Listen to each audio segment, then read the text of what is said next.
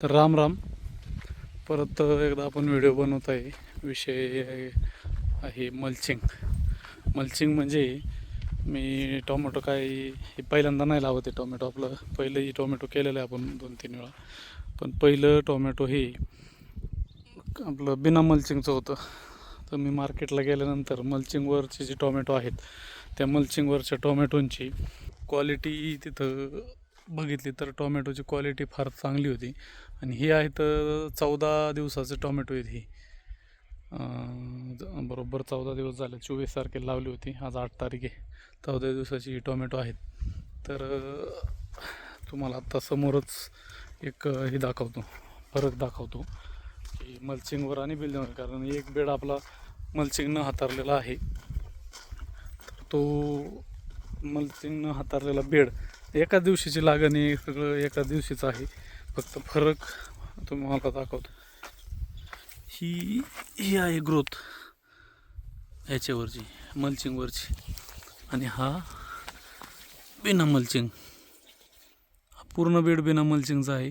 असं जर पाहिलं तर दिसल की मल्चिंगची ग्रोथ कशी आहे. आणि याच्यात तण बघितलं तर हे बारीक तण फार बऱ्याच प्रमाणावर हे तण इथं उगवलेलं आहे.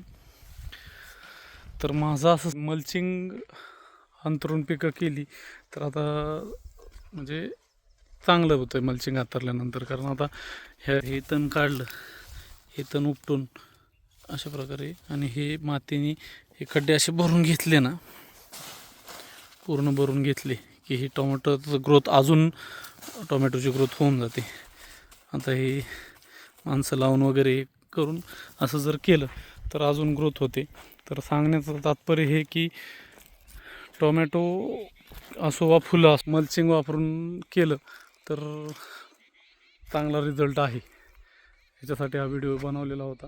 म्हणजे हे बऱ्यापैकी लोकांना माहीत असतं, पण मला वाटायचं हे काही पण म्हणजे एक थाप लावल्यानंतर नाही का, त्या मशनी आलेल्या आहेत, थाप लावल्यानंतर पीक चांगलं जोरात हलतं.